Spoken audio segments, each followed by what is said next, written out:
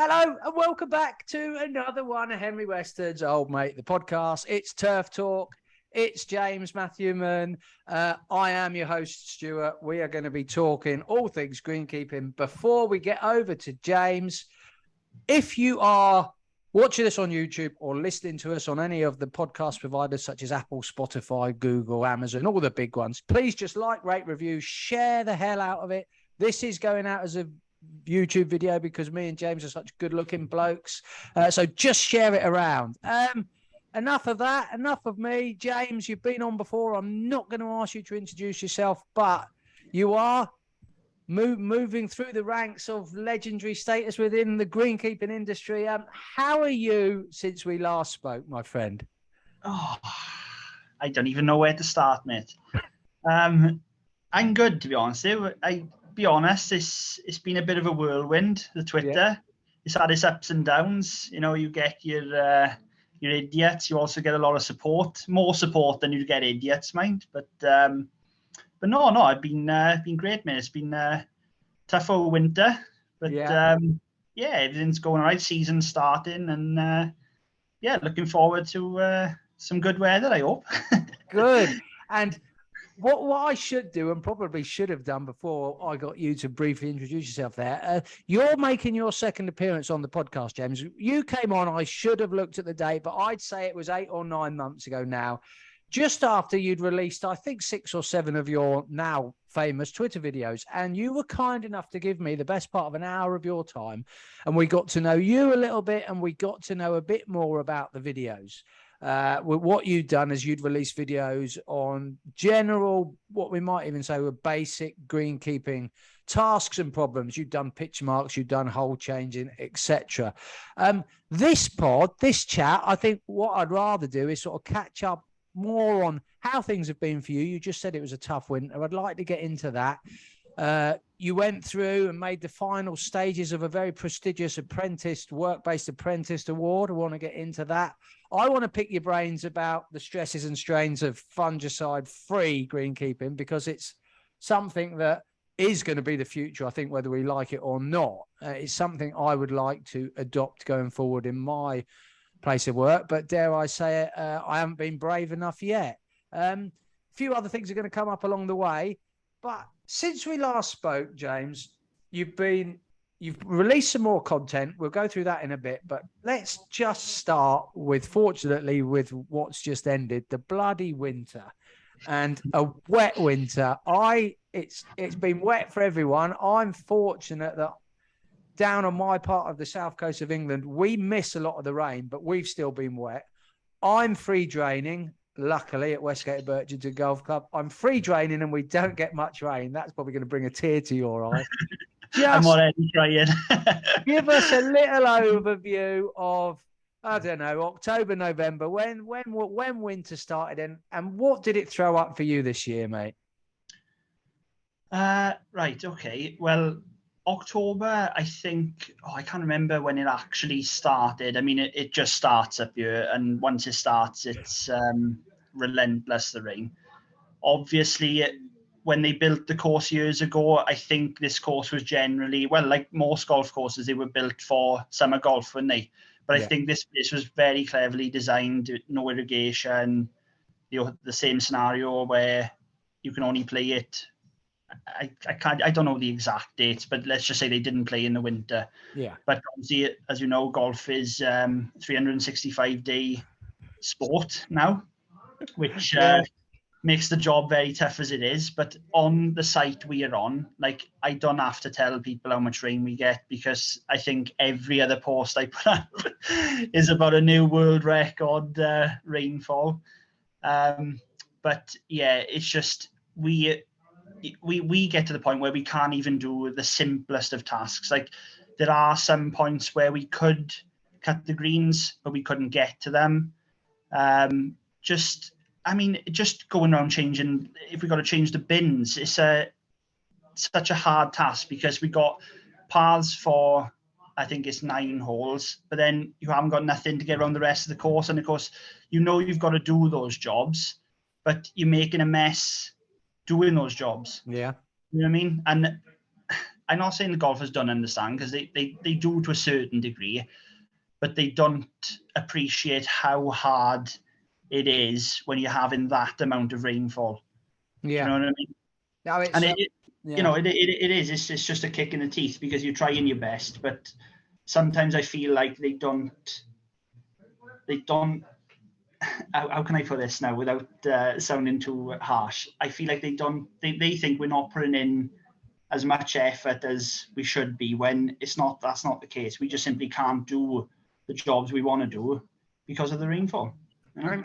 I know, and it's something that I won't touch on too much of my personal experiences, because I don't want to portray a negative image to my members, because my members in my club, much like yours, are very, very supportive. Everything in life, there's small minorities that either don't understand, or sadly some choose to not understand, but that's the way it is. How does that, or how are you set up? Because am I right in thinking that you're pretty much a no closure policy where you are, James, at Masteg? I'm fortunate that I think I closed for 3 days last winter. I restricted trolleys and wheels a lot more than my membership have been used to in the past, and that was met with some varying degrees of acceptance. But how do you go about it? If you don't close, are you able to restrict buggies, pull trolleys, electric trolleys, or is it a bit of a free for all? Obviously, buggies is an absolute no-go. Yeah.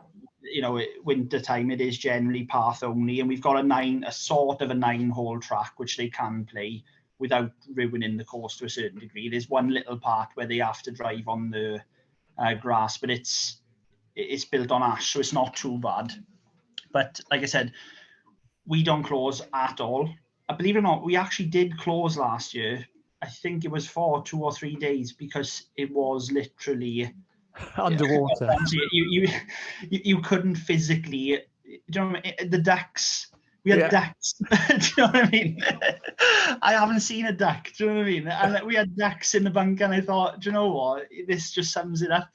And we shut for 2 or 3 days, but we don't normally close. But it come to a point where, you know, you try and give the benefit of the doubt, because you don't want to see the members not, like, if we'd done it by the book, the members wouldn't play, because it's so constantly wet, because it's built on peat and clay. It doesn't drain.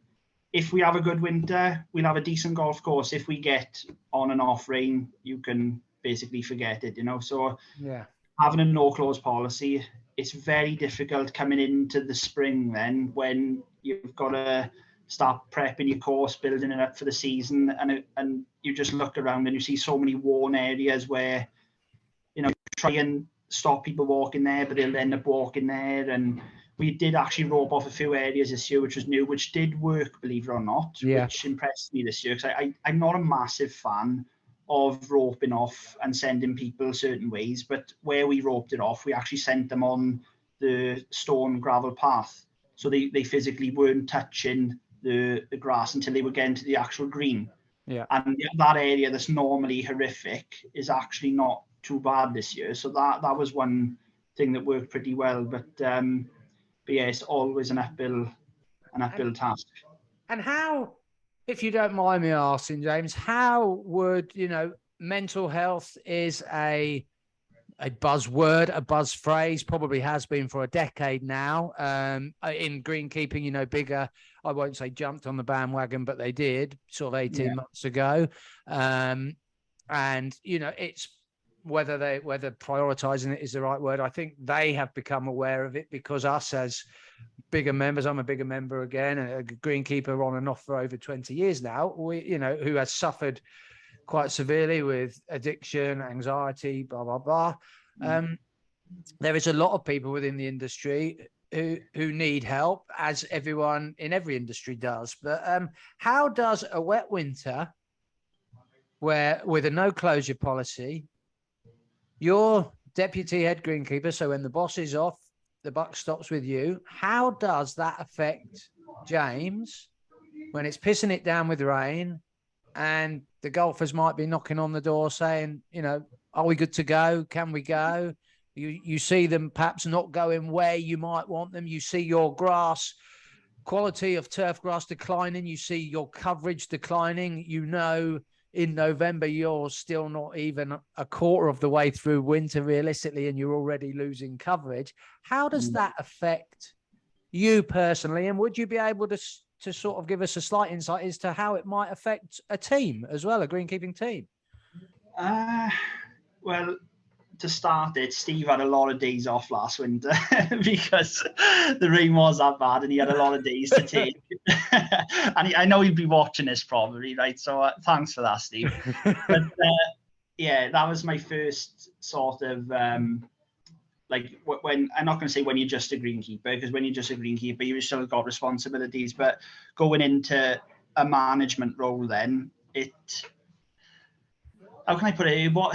Not a shock to the system, but when you're faced with your first sort of dilemmas, it is a bit, I've got to make the right decisions now. Do you know what I mean? Yeah. Luckily, I've got a good relationship with the management here. So, if I tell them or recommend something, they do tend to listen all the time, in all fairness to them. So I can't fault them for that. But yeah, there was a lot of days like I don't really suffer with mental health. I am quite confident. I'm quite strong mentally. I had to be with the snooker growing up. I know that's a different story now, but playing a sport like that, you had to be strong mentally. So that did help growing up, and obviously being a greenkeeper now. But I'm not going to say I'm invincible, because there was days last winter where I just thought it's time to hang up. I'm not going to say hang up. I could actually say hang up the waterproofs, not the jacket. I mean, I know a couple of your tweets, because you're very honest on Twitter, and I didn't get the impression that you were struggling as such. I took it more as just very honest and from the heart. But it was obvious to me. Well, I think it was obvious to me reading some of your tweets that, you were at the point of, you'd done everything you could. You were doing your best. Steve was doing his best to support you, and you were doing your best to support the guys sort of lower down the chain to you. But the weather just wasn't allowing you to do anything.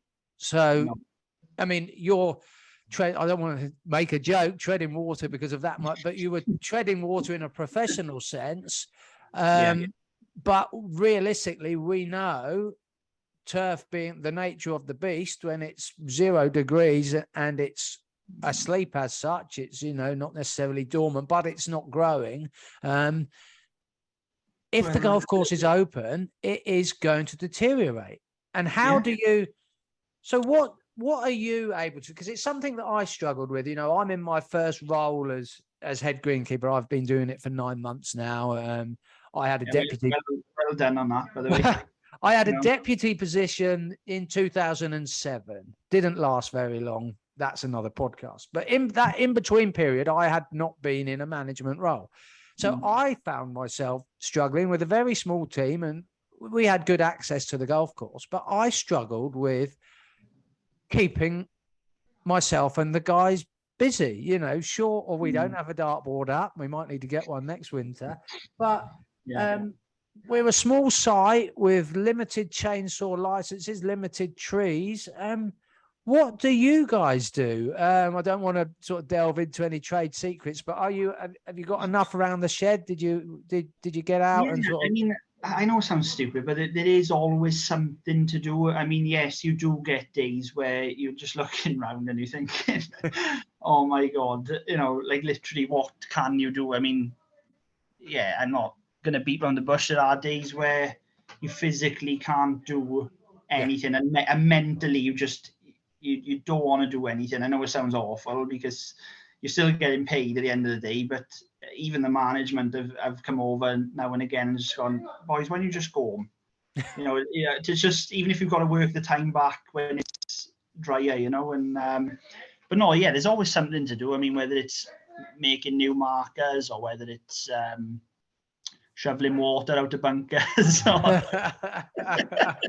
yeah, there's always blooming something, isn't there, mate? yeah, I mean, we do a lot of drainage work during the winter. So we fixed a few drains and that. I mean, we do get absolutely soaking in the process doing it.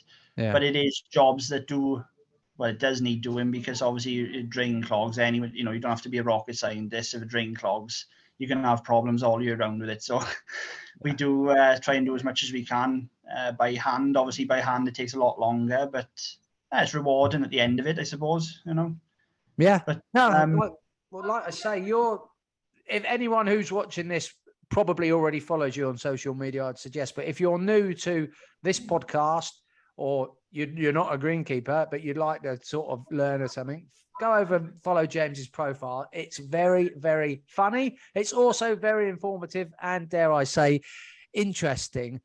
You talked about learning potentially new skills there, James, and doing the drainage and the work in-house. And it's not really going to lead me on to the next point, but let's get there anyway. okay. This apprentice award that because you've been greenkeeping for a long time, so it's a funny thing to talk to think of you as an apprentice, because you're not as such. But would you mind explaining to us the award, the very prestigious award that you ended up, I believe, finishing a runner-up in?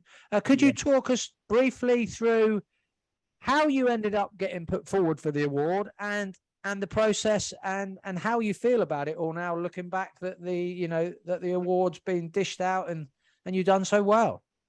Yeah. Well, it started obviously when I first started greenkeeping, which it'll be 20 years next year. So it does sound a bit weird when you mention apprenticeship. But when I was in Lakeside, I wasn't put through any of my qualifications. So I built up all the experience. I knew how to do not virtually everything, but everything that you need to know in greenkeeping. The great thing about Steve was he kind of made, not my own boss, but he left me to it. Yeah. And it might sound a bit frightening, but I learned so much from that, because when something goes wrong, he wasn't always there. So you had to learn how to fix things, like setting the machine, dropping the height, lowering the cut, setting the machine, backlapping, you name it. We had to learn to do it, Yeah. So that was brilliant. Anyway, moving on from that, when I came to my stake, then the government were, how can I put it? They were doing a scheme where if it was I think it was if you're in the job, then starting off, you haven't been there for a certain number of years, they were doing a free apprenticeship. So I done the level 2, which was brilliant, because obviously I knew everything I was doing in the level 2. So I flew through that in the first 2 years. So they offered me the level 3 to do the level 3 turf management course. So I asked Steve, he agreed. He said, yeah, go for it. So I done the level 3. Then, by the way, I won a college award during that as well, which was pretty good. That was the college awards. That was for basically done a brilliant portfolio. Very proud of that, to be honest. I still got it. It's in my drawer. I always look at it now and again. Even when I done the videos, I was looking back over it. But yeah, so then after that finished, then they said, where do you want to go from here? And I thought, I'm moving up, possibly a manager one day. Why not do a management apprenticeship? So the government, again, doing the same scheme. If you earn under a certain amount of money, I think it was, you could do the course for free. So I done a leadership and management apprenticeship. And 7 years later, I finished the apprenticeship, but the college entered me into the Wales Apprentice of the Year Awards, which is quite a big award, because it's all of the apprentices in Wales. That's plumbers, electricians, carpentry, you name it, BT, Openreach, Sky, anything that's got an apprentice, that is the award. And obviously they seen something I liked in my application, and they put me forward for it. I just come up shy. I really thought I was going to win it, but there's a lot of good apprentices out there. And but no, I was proud to finish runner-up. Do you know what I mean? It's be a finalist in that award was massive to me, and it's always on the CV. So, Yeah. But yeah, that's where when you mention apprentice, it does sound a bit funny, but when people hear the backstory, it's not like I was just starting out in greenkeeping. It's like the last 7 years, all I've done is education. Yeah. So like, and you're away from the golf, you have a family, and you're not just James the greenkeeper, are you? Yeah, I spent I spent so many nights doing this management apprenticeship because it's nothing to do with greenkeeping as well. It's just all management. So Okay. I was looking at some questions. Google couldn't even help me because I didn't even know what to ask it. So yeah, I had many sleepless nights because I genuinely couldn't answer questions because I had no idea what it was about. But once the tutors are brilliant in Bridgend, once they explained what it was, because the way they ask the questions, they ask them in a, how can I put it, something only management terms, people will understand. And of course, I'm not used to that. And then when they put it in layman terms, and it's like, oh, why didn't they just say that? I said, well, they got to look professional asking these questions, But I was like, oh, now you've said it like that, I know how to answer that. Do you know what I mean? But I had to word it then a bit more effective. They didn't like the word boss. I remember that. If I ever talk about a boss, it's manager. You're not allowed to mention the word boss.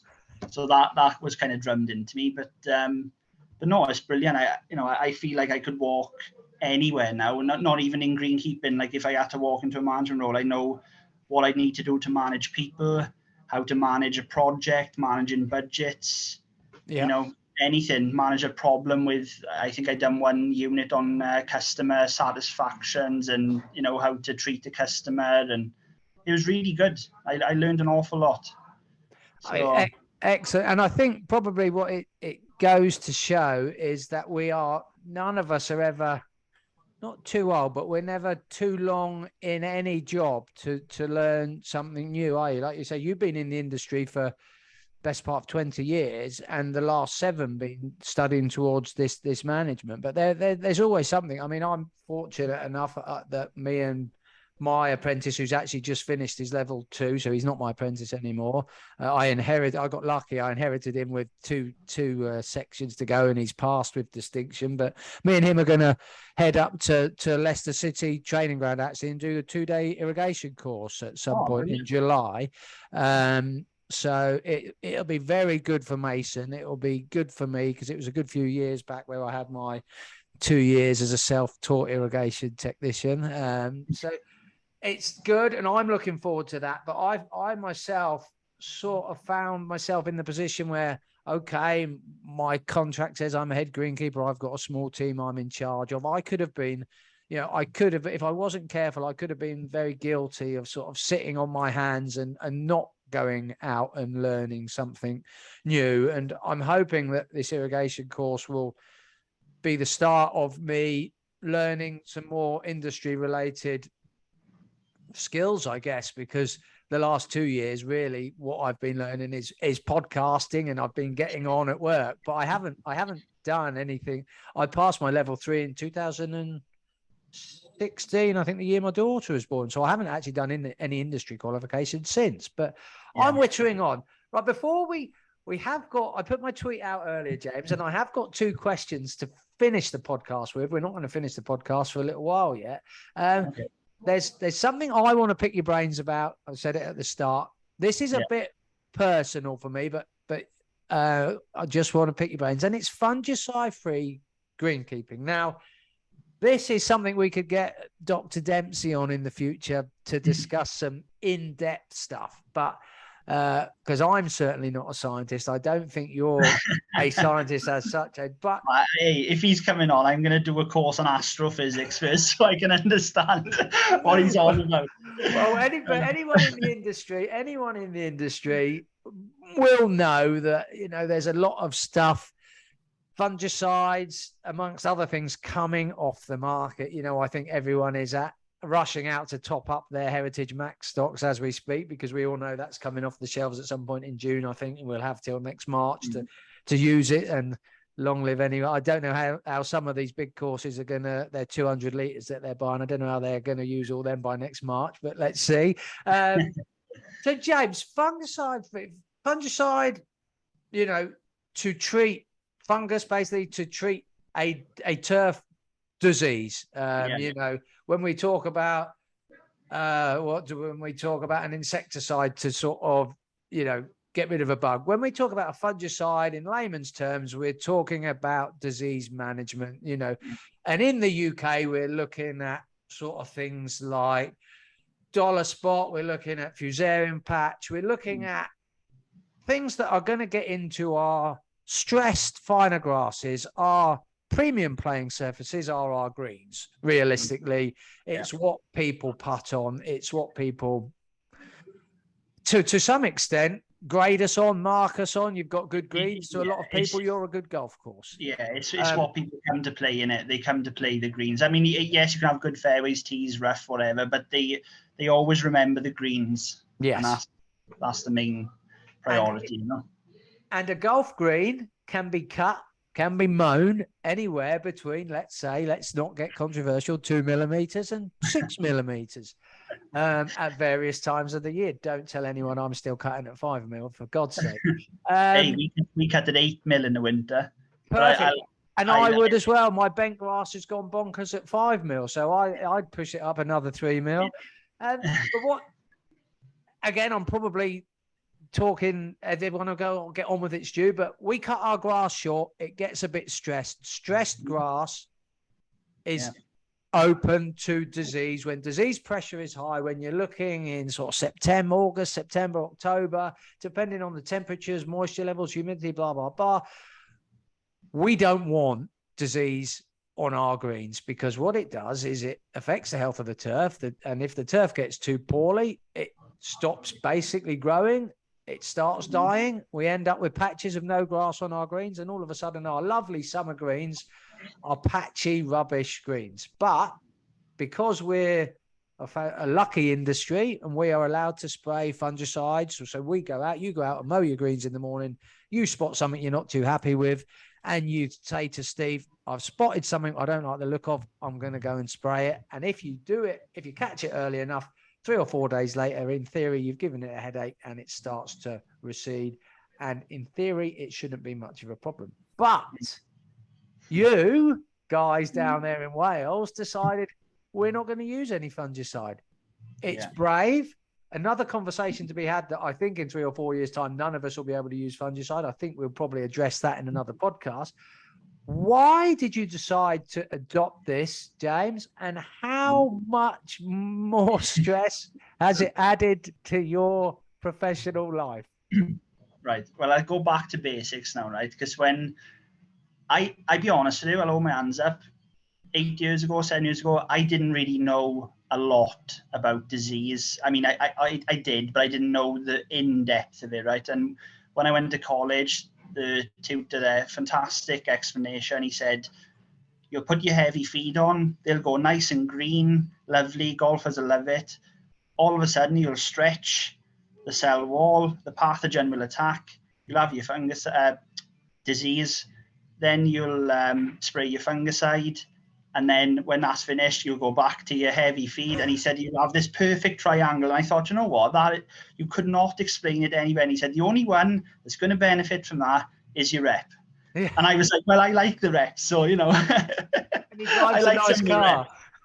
Yeah. So, but yeah, that is going back to basics. So, I mean, Steve, going back 4.5, 5 years, spraying a fungicide, and he was like, do you know what? He said, I'm just going to let it go. I'm going to see how bad it can get. And it didn't go horrific. What are we, sorry to interrupt, are we talking about some fusarium or? Yeah, sorry, yes, fusarium, yeah. We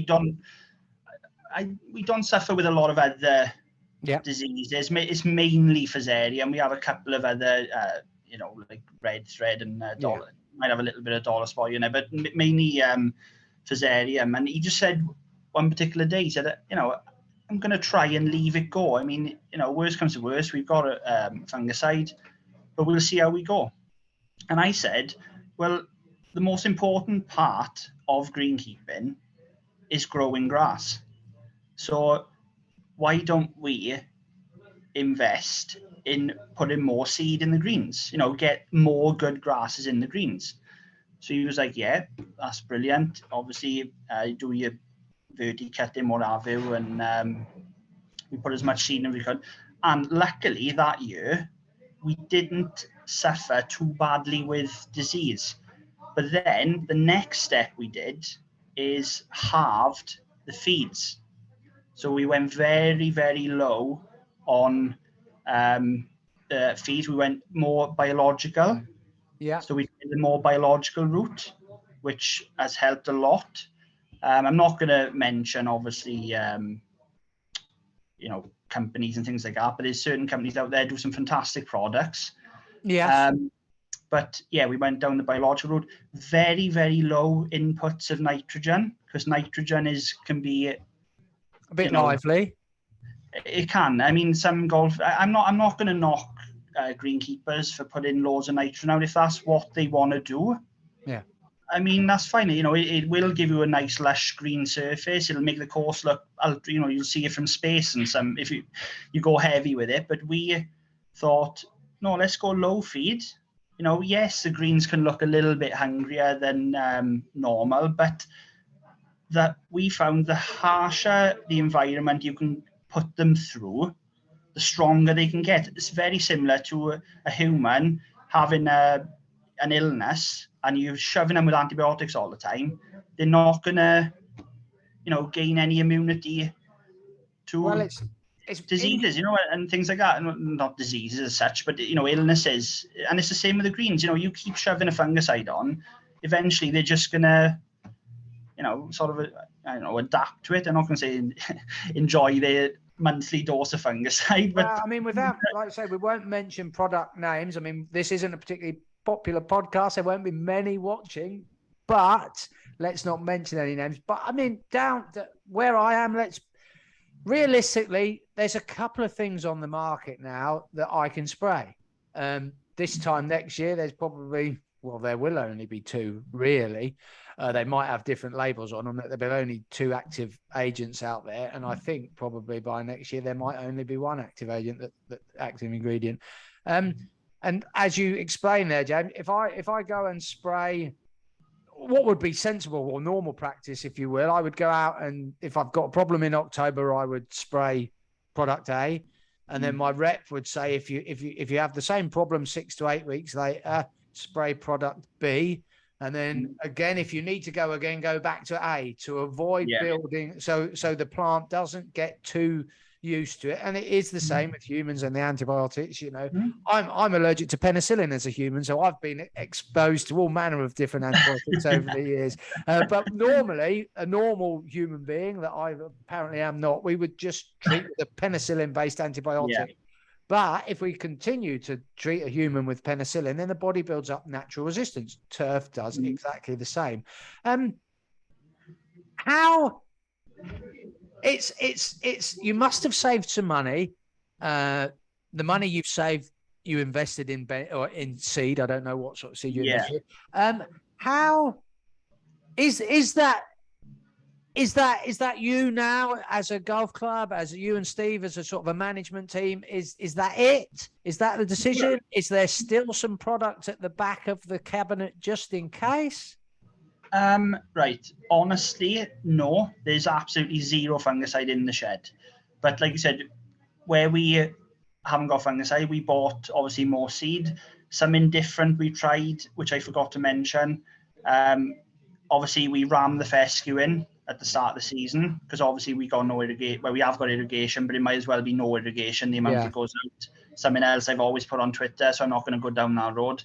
But we ram as much fescue in as we can because obviously we do go quite dry up here. I know it sounds crazy me saying that, but we do actually go very dry when it does dry out. So the more fescues we got, obviously it can thrive a bit. The greens can thrive a bit better, but in the winter then, because fescue doesn't like wet weather, or I say wet weather, prolonged wet weather where it's saturated constantly, we thought, let's try bent. because bent does like the wetter conditions. So we did the bent, and lo and behold, we actually had a really good take. I think we done it in the August. Obviously, I think August is the prime time for seeding, because obviously it's so humid, it's damp, and I'm not lying, we put the bent in, and I swear to God, within like 8 days, you could see it, and it was there already, 7 to 8 days. And yeah, we had a really, really good take with it, and the bent has thrived. It's done well. I'm not saying our greens are perfect at the minute, because they've been absolutely, bombarded with leather jackets. We have had the university out this year, which they have helped a lot. Like the famous green I put in my first ever video, that green is actually brilliant this year. We're going to be having the data back from them pretty soon.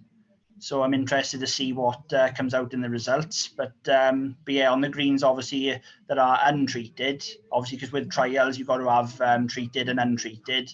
The ones that haven't had anything are just, well, they've literally eaten everything.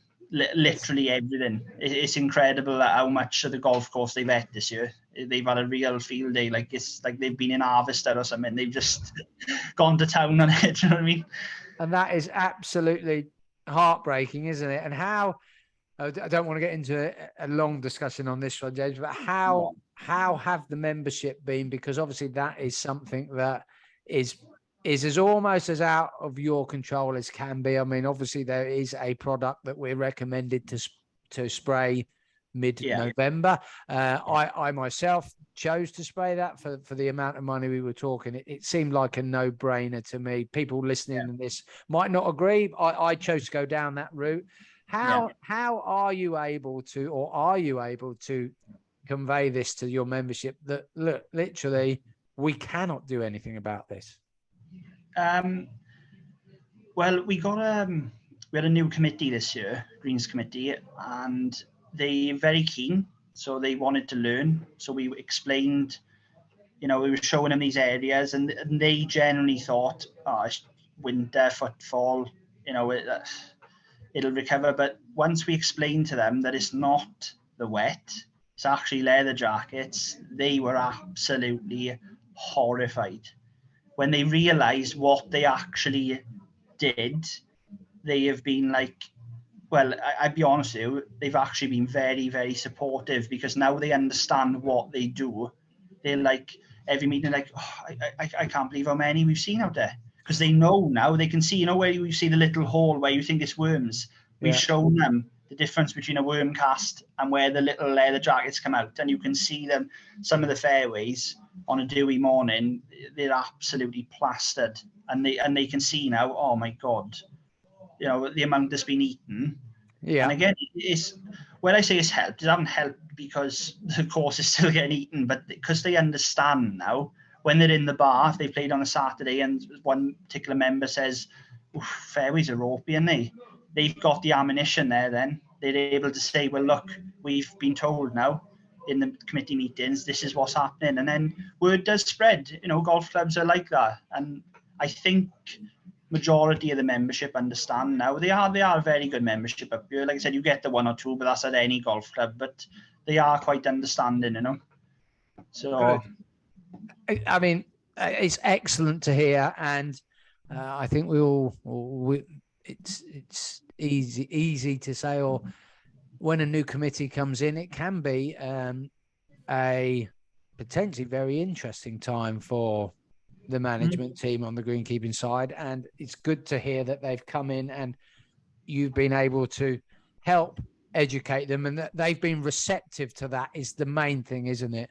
Yeah. Because, I mean, I've only been in this role for a short while, but over the years, having been involved with committees at cricket clubs and other such things, I know how funny those situations can be. And you do, more often than not, you have people who know best, and sometimes it is very, very hard to change the way they think and approach things. But it's excellent to hear that your new committee are very supportive, and long live that. James, let's get on to another subject that is what the first podcast we chatted about was your content. I mean, I've been waffling on.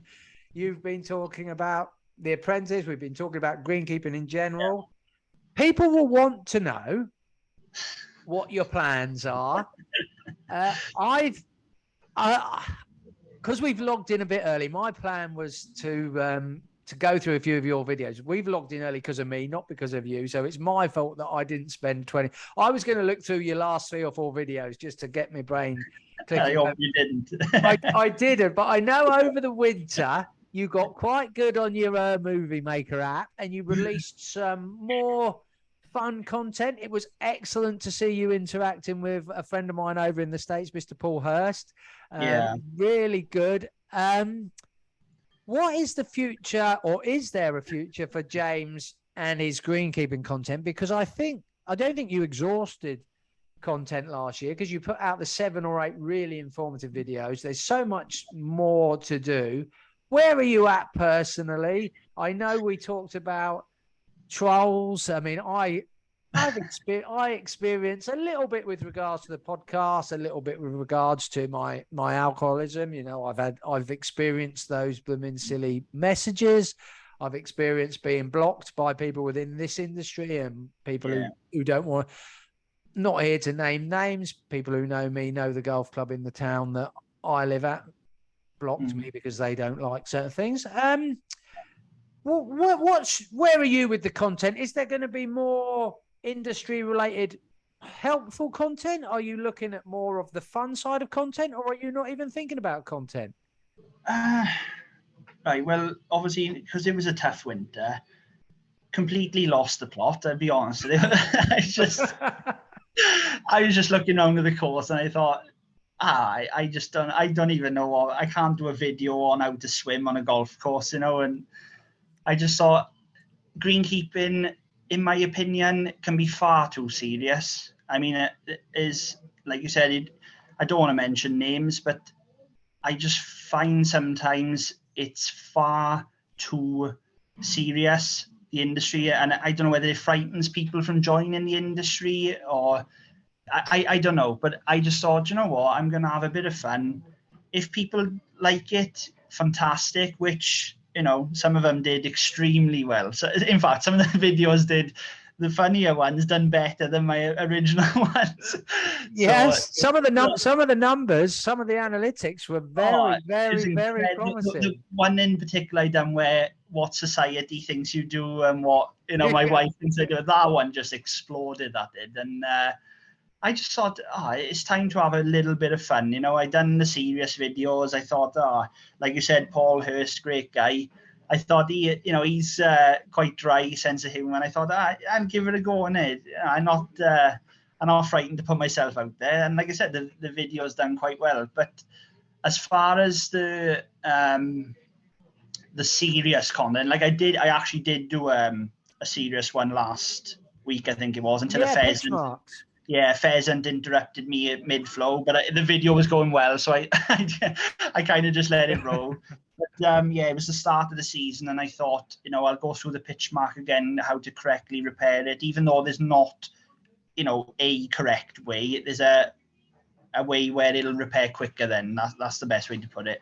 So I thought I'd put that out, and like with the bunkers, I see so many videos with bunker raking and they're all about pushing the sand back. And yes, that's great. And that is the correct way, but only with bunkers that have been properly renovated and have proper bases can you do that. Because if you've got original bunkers, which we have, that were built, I don't know how many years ago, you've probably seen them over the years where they've got a little bit of stone in the faces. And if you're watching these particular videos now and you're thinking, oh, I got to stand on the edge now and I got to ram this sand back. Well, of course, if they're ramming the rake into that side and they're loosening all these stones, that's why I said, if you're pushing it back, just be aware. You know, you can tell the difference with a rubber crumb base or a matted base to an old school bunker, you know. So I just thought I'd put that back out. And it done okay, but I don't know, I feel like something... again, Paul Hurst mentioned it. The algorithm on Twitter has gone a little bit, you know, not It's yeah, hard. not dead, but it's like as if it's not.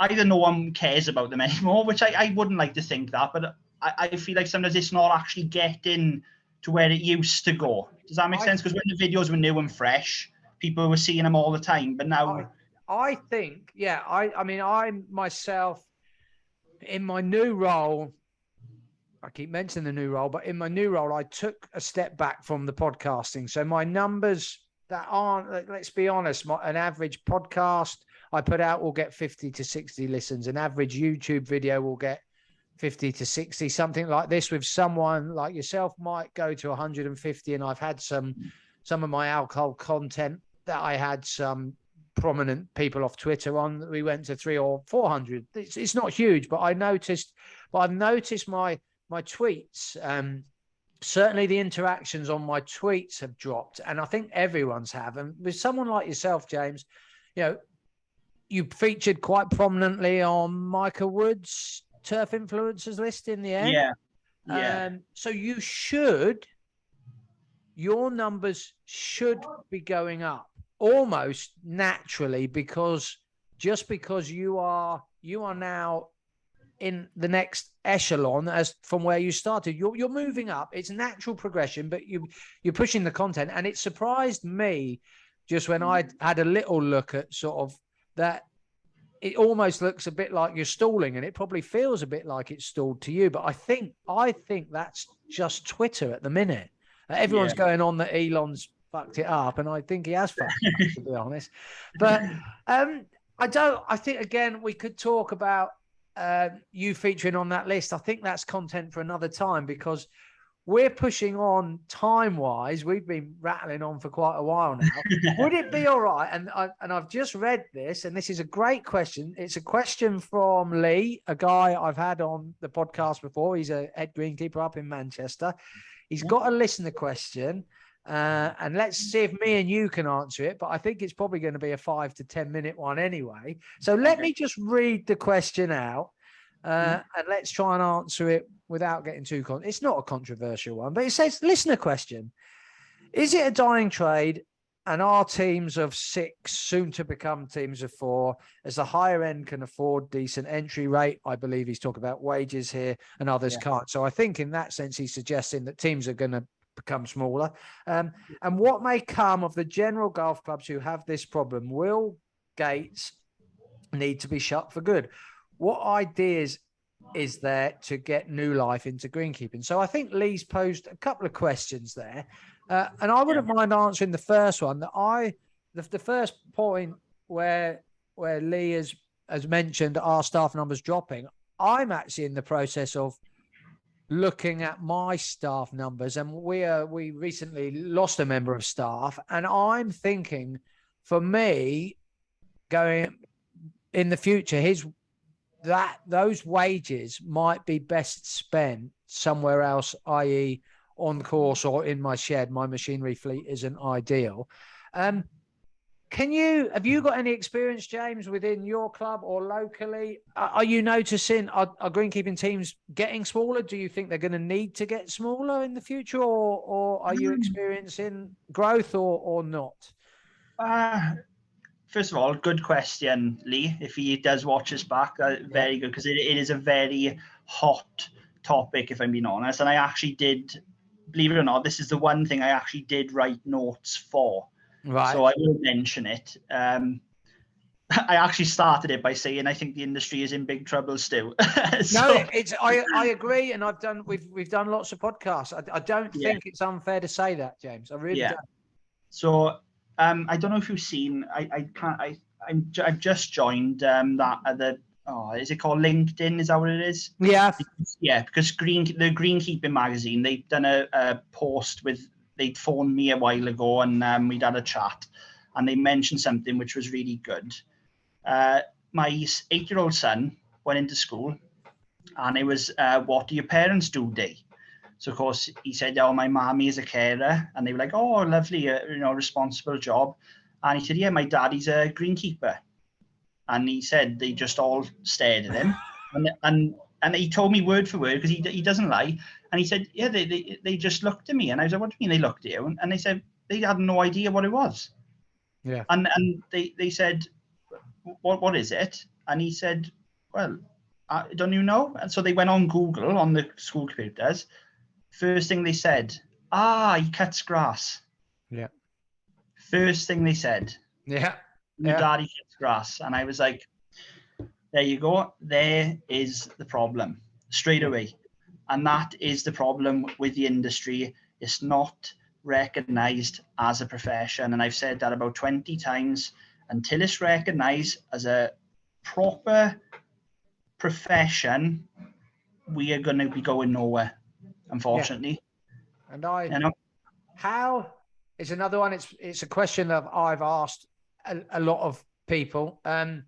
So I won't use numbers. Where I'm at, I am currently paid roughly what other local deputies are paid. I took the position. I knew the wage when I took the position. I am not griping about my wage. But if I was a member of my staff, I would be griping about the wage.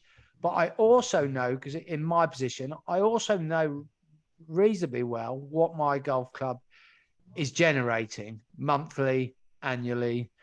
And I know there is not a huge pot of money sat at the back of behind the bar to give my guys the extra 5,000 a year that I think they deserve. So I appreciate that the golf club could potentially pay them a little bit more, but it's all very well me saying my lad should be paid $5,000 more because I know that $5,000 isn't there. To me, the answer seems simple. We have to charge more for golf. Yeah. Is it as easy as that for me to say that, James? Can we? Everyone keeps saying golf is booming. Tiger's making the odd appearance. Rory's the future. Hovland's going to bring all the Scandinavians. Golf is booming.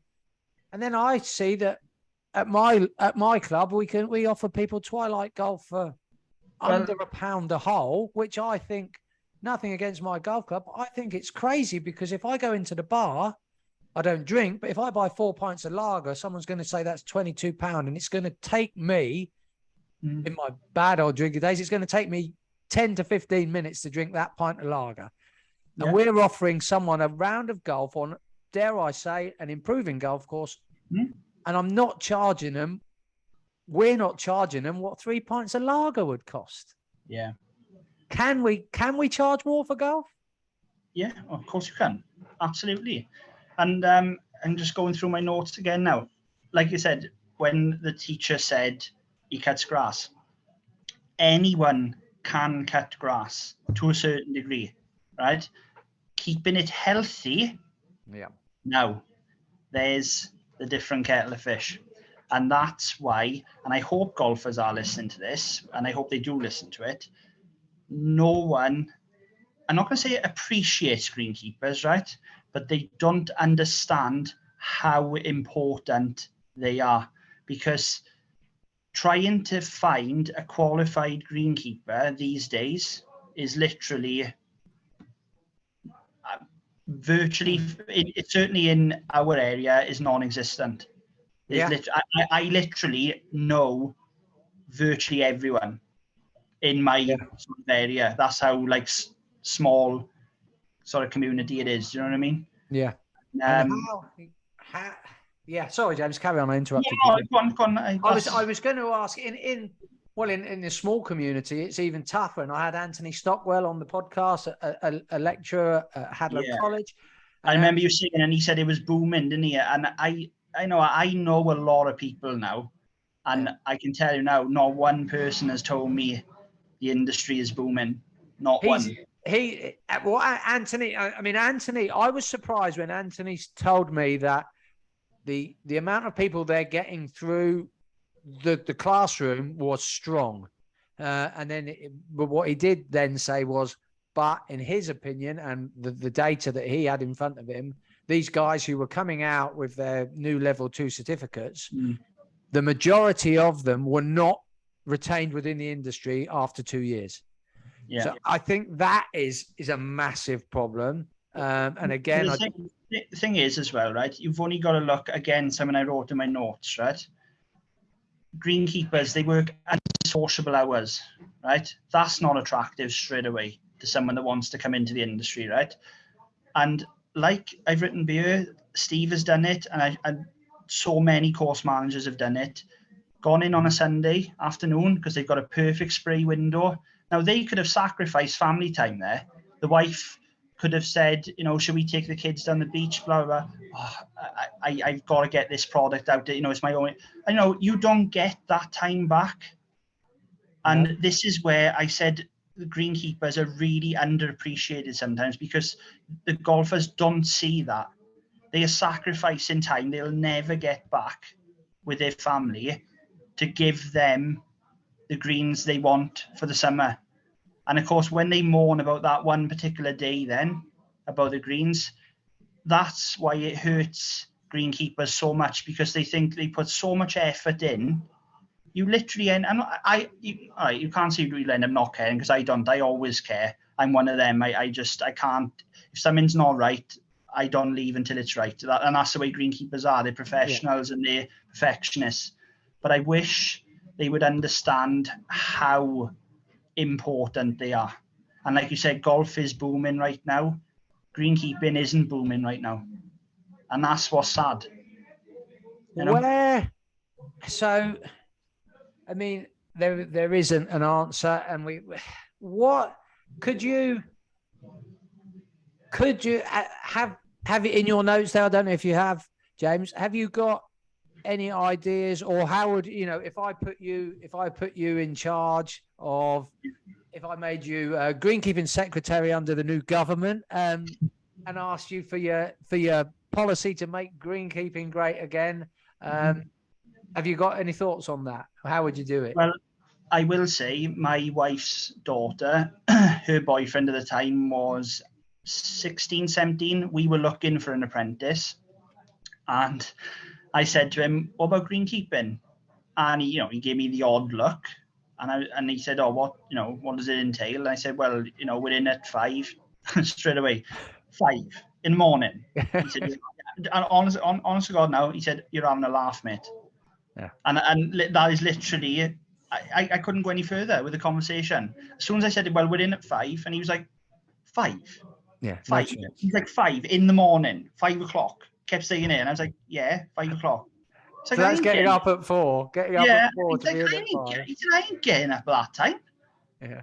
Yeah. And I was like, "Well, what?" And I really do, to answer that question, Stu, I do not know how we can make it more attractive. I really don't, unless you're paying astronomical money. Now, if you were paying money that was, pretty decent, let's say, like what more than like Aldi and Tesco are paying, if you're going to be going considerably higher than that, maybe you'd have a chance. But again, it's a hard job, physically, mentally. So even with the pay increase, the greenkeepers that are greenkeepers now, they're the hardcore. They've done it from the start.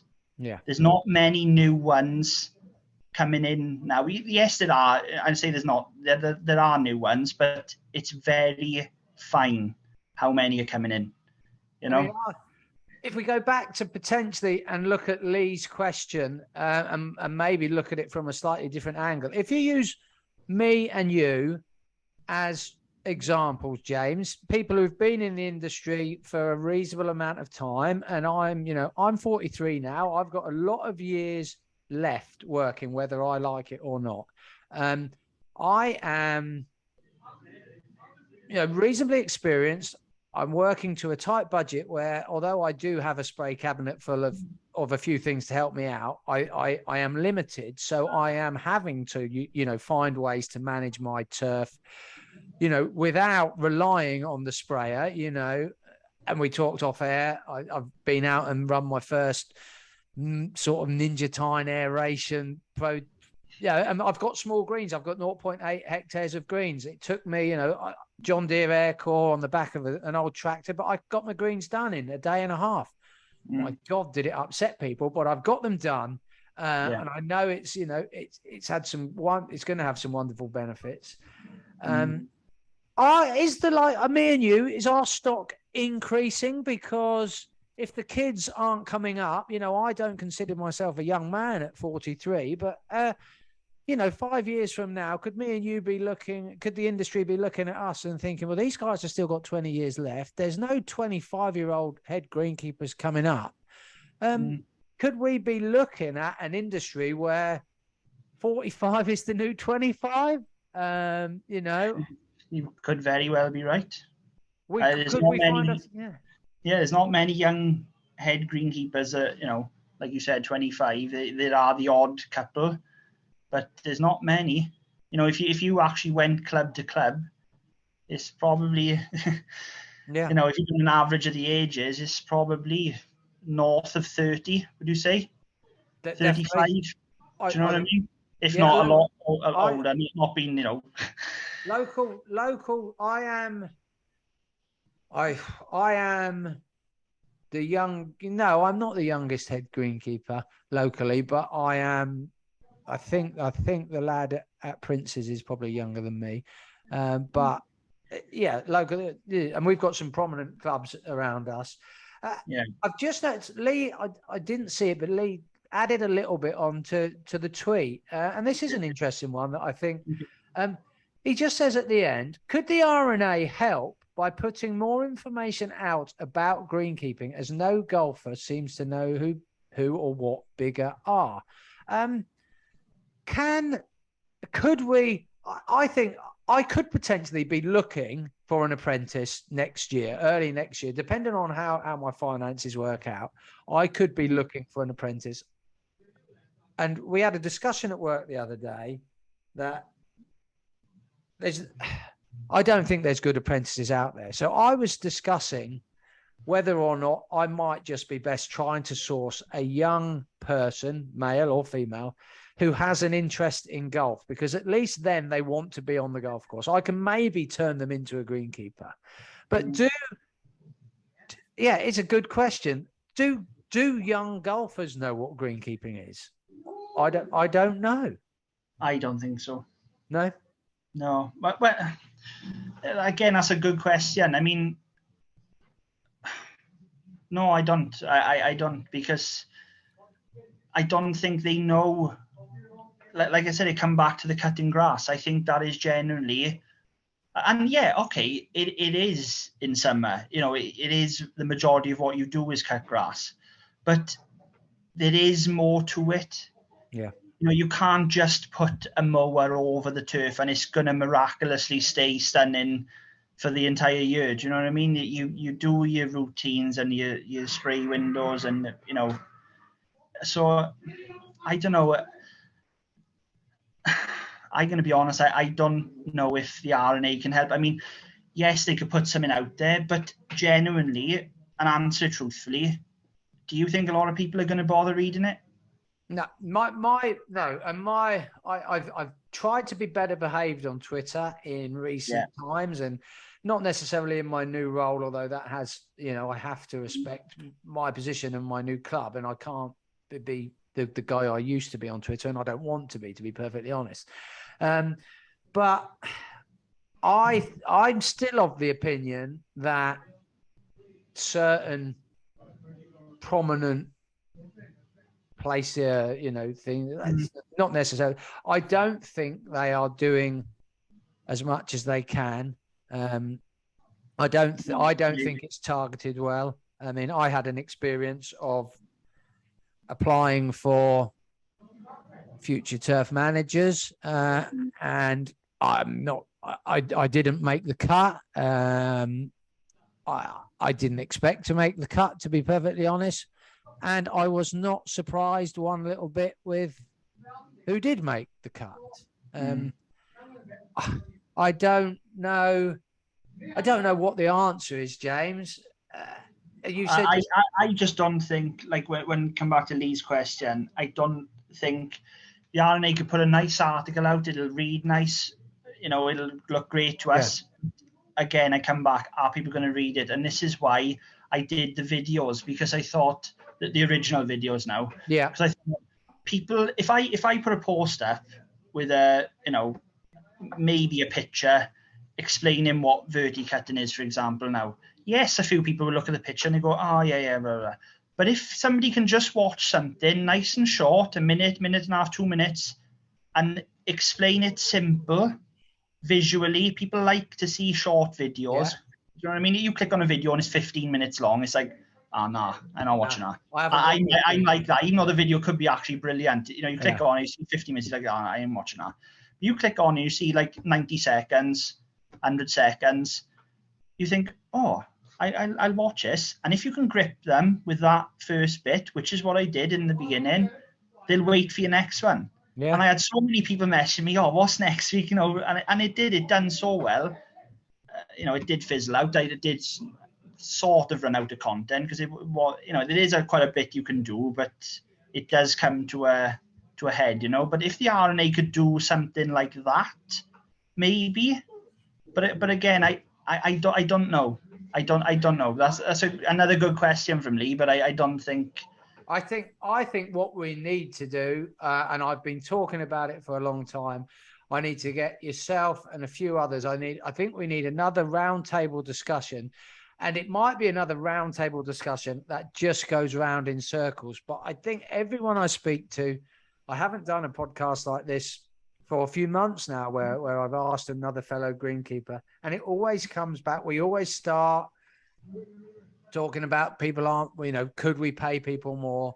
Can we attract young people? Because whether we like it or not, we have to start. We have to find a way of attracting a certain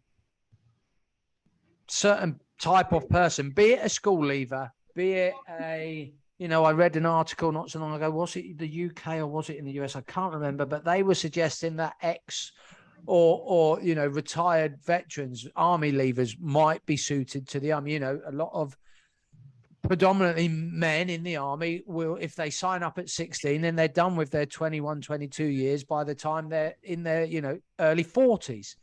So they are in the prime. Hopefully they're in their physical, not necessarily their prime, but they should be in physically good nick. They're used to a fairly disciplined regime, and early morning shouldn't. So we might not be able to attract the school leavers, but can we attract a group of people where there is a steady influx year after year, be it the army, because we can't be attracting retired teachers. We can't be attracting retired people because the job is too physical. You might be lucky enough to have someone knock on your door and say, do you need anyone to cut fairways this summer? I could do that. Well, that might be helpful in the short term, but it's not a fix, is it? So I'd love to get some more ideas of who we think we could attract to the industry, because I don't know personally. I'd be interested to get some more discussions on that would be a great podcast, that would, if you could get a good few people to come on. And I urge anyone, if they're listening now, to come on your podcast to do it, because we need people to speak up, because a lot of people could actually have good ideas, but they just sit on the end, they just sit back and think, oh well, is what it is. I think if I could find a golf club manager, and if I could find a pro or a director of golf, because I would be really interested. I have a very good relationship with my director of golf. I would be interested to hear from someone who believes that they could be generating or has some ideas and how they could generate, how the golf club could generate more money. It's all very well for me to sit here and say, if you're charging £4 for a bacon sandwich in the clubhouse, charge £6. If you're charging £18 for a round of golf, charge 25. And then Stu, the greenkeeper, can have £30,000 more to spend on bent seed. It's easy for me to say that, but I'd love to hear, because we might have a director of golf come in and say, I've got loads of it. The phone's ringing red hot. I could charge 50 quid for a round of golf, but we might have someone who says, I charged someone 15 quid for a round of golf the other day and they nearly fell over. They thought it was too much. So and I guess that will be geographical as well, because we all know, I would assume someone working in London earning £60,000 a year is not going to be too worried about paying £200 to play at the London club. Someone in your small community may be working in a local business or working for themselves, earning £25,000 a year. I can't charge them £100. Exactly. So got to try and cater everything, and that's where it is difficult. It is difficult. I don't know if we've answered anything on this podcast, James. I don't know if we've gone through all. Lee came up with some frigging good questions there. Lee, I forget Lee's surname. Sorry, Lee, but Lee was on the podcast. Is there anything, James? We've been going for an hour now, mate. People will be going bonkers. That's all right, Dave, don't worry. They'll be fine. But is there anything you wanted to discuss before we sign off? Because you've listened to me. I've posed you a lot of questions. I sent you a list of things I'd like to discuss, and we've gone through a few. Is there anything within the industry you want to talk about, or anything before we will get you back on again, hopefully in the near future? But is there anything you wanted to go over while we're here and now, James? Do you know what? Not in particular. No, I would, again, like I said, I would love for people to support this podcast more if they're listening or watching, because I think it's brilliant. I don't think there's enough, what's the word? Like communication, but interactions are the right word I've got. Yeah. Enough interaction between the greenkeepers like this. Yes, we chat and say, oh, our course is looking nice now, it's coming into its own, or I hope the weather's better next week. Yeah, that's great. But it'd be great to see all the ones I know and interact with come on something like this. Because I tell you now, I would listen to all of them. If they were all coming on here and they were talking to you for an hour, I would listen to it because I love it. I love listening to stuff about greenkeeping. How are they coping with their perfectly draining golf course, and, and I can sit there and cry for an hour. Do you know what I mean? Yeah, it's something that I want to get back into, and like I say, I made a slightly conscious decision to not stay away from the mic, but I just needed to try and be as good in my new role as I could. But now I am here. This is an hour, I would have been watching the telly if I wouldn't have been planning fertilizer feeds. I'd have been watching the telly. So I have no excuse. I have time to do this. So if you're listening to this and you want to come on, drop me a DM, just find me, speak to James, he'll send you my details, but you can find me on Facebook, you can find me on Twitter. If you're not sure, drop me a DM, say I've got something I'd like to talk about, but I'm not sure if my club want me to. We could do an anonymous chat. We don't have to tell anyone who you are. But James Matthewman, you are a fantastic guest. I feel like you were a fantastic host. we chat not every day. We chat on the text a bit. We go a few weeks without chatting, and then we sort of get back in touch. I feel like we chat quite a lot, but it's been brilliant to catch up for an hour. We will have you back on.